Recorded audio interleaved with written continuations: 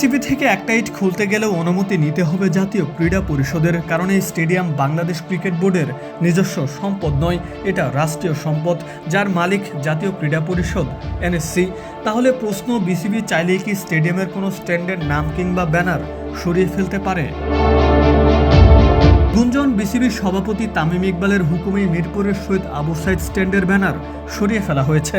সামাজিক যোগাযোগ মাধ্যমে এই খবর ছড়িয়ে পড়ার পর তামিমকে নিয়ে শুরু হয় তুমুল সমালোচনা, কিন্তু বাস্তব চিত্রটাই বা কি? শেরেবাংলা স্টেডিয়ামে গিয়ে দেখা গেল সম্পূর্ণ ভিন্ন দৃশ্য। শহীদ আবু সাইদ স্ট্যান্ডের ব্যানার ঠিক আগের জায়গাতেই আছে, সরিয়ে ফেলা তো দূরের কথা, ব্যানারে কেউ হাতই দেয়নি। তাহলে গুঞ্জনটা ছড়ালো কিভাবে? আর তামিম ইকবালকে কেন এতটা সমালোচনার মুখেই বা পড়তে হলো?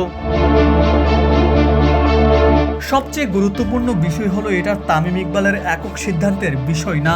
বিসিবির কোনো সভাপতি চাইলেই স্টেডিয়ামের গ্যালারির নাম বা স্থাপনে ইচ্ছামতো পরিবর্তন করতে পারে না, কারণ মিরপুর শেরেবাংলা জাতীয় ক্রিকেট স্টেডিয়াম বিসিবির ব্যক্তিগত সম্পদ নয়, যার মালিকানায় জাতীয় ক্রীড়া পরিষদ।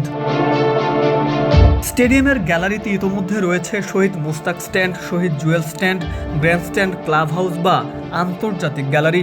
এরই ধারাবাহিকতায় 2024 সালের জুলাই প্রাণ হারানো শহীদ আবু সাইদের নামে একটা স্ট্যান্ডের নামকরণ করা হয়, তখন বিসিবির সভাপতি ফারুক আহমেদ।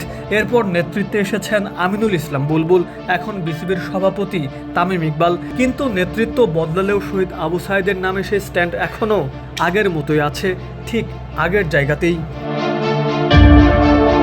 তাই শুধু তামিম ইকবাল কেন, বিসিবির কোনো সভাপতি চাইলেই এমন একটা নাম বা ব্যানার সরিয়ে দিতে পারেন না, কারণ এটা বিসিবির একক সম্পত্তি নয়।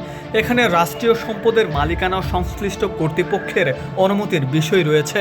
অর্থাৎ বিসিবি চাইলে নিজ উদ্যোগে শহীদ আবু সাইদ স্ট্যান্ডের ব্যানার সরিয়ে ফেলবে, এমনটা বলা যেমন বাস্তবতার সঙ্গে মেলে না, তেমনি প্রমাণ ছাড়াই তামিম ইকবালের ঘাড়ে দায় চাপানো ঠিক না।